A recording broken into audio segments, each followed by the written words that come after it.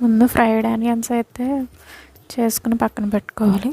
తర్వాత ఒక బాణంలో ఆనియన్స్, కరివేపాకు, కొంచెం పచ్చిమిర్చి వేగాక కొంచెం అల్లం వెల్లుల్లి పేస్ట్ వేసుకుని అది వేగేదాకా కలుపుకుంటూ ఉండాలి.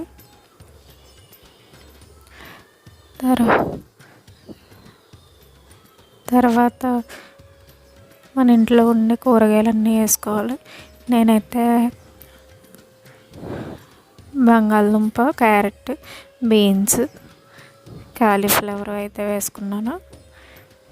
మీరు కావాలంటే బఠానీ ఇవన్నీ కూడా యాడ్ చేసుకోవచ్చు. ఇవన్నీ బాగా ఫ్రై అవ్వాలి. ఈలోపు ఒక దాంట్లో బిర్యానీ మసాలా తీసుకోవాలి.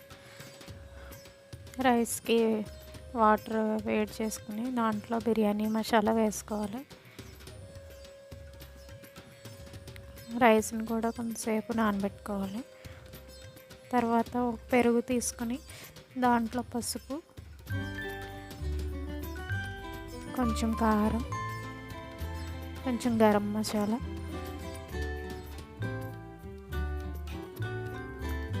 కొంచెం బిర్యానీ మసాలా అన్నీ వేసుకుని మిక్స్ చేసుకోవాలి. ఈలోపు కూరగాయలు వేగాక దాంట్లో కొత్తిమీర, పుదీనా అయితే వేసుకోవాలి. కొంచెం సాల్ట్ యాడ్ చేసుకోవాలి.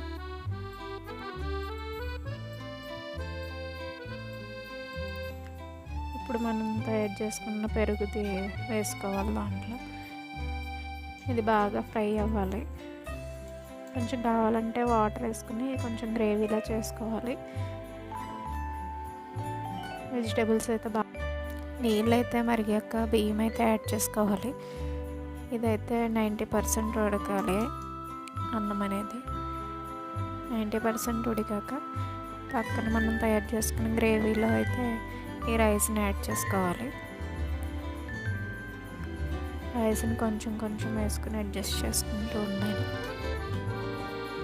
కావాలంటే లేయర్స్ కింద కూడా వేసుకోవచ్చు. కొంచెం కర్రీ అయితే పక్కన తీసుకొని కొంచెం కర్రీ, కొంచెం రైస్ అలా వేసుకోవచ్చు. రైస్ అంతా వేసేసాక పైన అయితే ఫ్రైడ్ ఆనియన్స్, కొంచెం కొత్తిమీర, కొంచెం పుదీనా కూడా యాడ్ చేసుకోవచ్చు. కొంచెం సాఫ్రాన్ మిల్క్ అయితే యాడ్ చేస్తున్నాను. అంతే, దమ్ పెట్టుకుని ఇలా అయితే అయ్యింది వెజ్ దమ్ బిర్యానీ. వేడివేడిగా సర్వ్ చేసుకుంటే ఎన్వి తిన్న రోజు కూడా ఇది చేసుకుని తింటే చాలా బాగుంటుంది.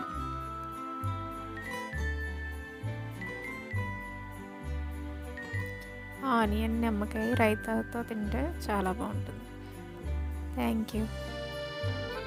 Please like and subscribe to my channel for more videos.